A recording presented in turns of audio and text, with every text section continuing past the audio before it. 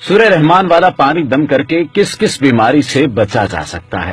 سورہ رحمان کی ہر آیت سننے کے بعد مریض کے جسم کے اندر ایک حرارت پیدا ہوتی ہے، اور جب سورہ رحمان کی تلاوت سننے کے بعد وہ آدھا گلاس پانی پیتا ہے تو وہ اس طرح محسوس کرتا ہے کہ جس طرح انگاروں کے اوپر پانی ڈالا جاتا ہے۔ میڈیکل سائنس ہیپاٹائٹس کے امراض سے متعلق مایوسی کا شکار ہو چکی ہے۔ دنیا میں اس وقت ہیپاٹائٹس کے مرض میں مبتلا مریضوں کی رجسٹرڈ تعداد 40 کروڑ ہے، جبکہ پاکستان میں رجسٹرڈ مریضوں کی تعداد 2 کروڑ سے تجاوز کر چکی ہے۔ میڈیکل سائنس پریشان ہو کر رہ گئی ہے، اور اس کا علاج ہے کہ دریافت ہو بھی جائے تو مہنگا بہت ہے، کوئی بھی مریض بس نہیں پاتا۔ مگر سورہ رحمان کے سننے سے یہ مرض چند ہی ایام میں وجود سے ایسے غائب ہو جاتا ہے جیسے کبھی اس کا نام و نشان ہی نہ تھا۔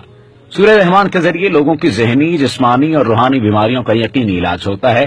سورہ رحمان کی قرآن تھراپی کے ذریعے لا علاج مریضوں کا کامیاب علاج ہو چکا ہے، بلکہ بہت سے لوگوں نے بتایا کہ سورہ رحمان سننے سے ان کی بہت سی پیچیدہ بیماریاں ختم ہو گئی ہیں۔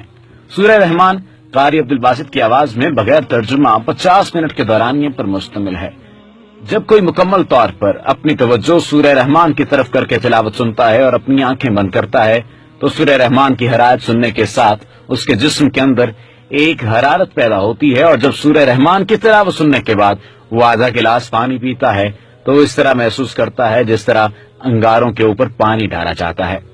سورہ رحمان کے مشاہدوں کا جب ناروے میں پتہ چلا تو ناروے اوسلو سے پرائم ٹی وی سے یہ پروگرام پوری دنیا میں دکھایا گیا، اور سورہ رحمان کے پروگرام کی افادیت نے پوری دنیا کو چونکا دیا۔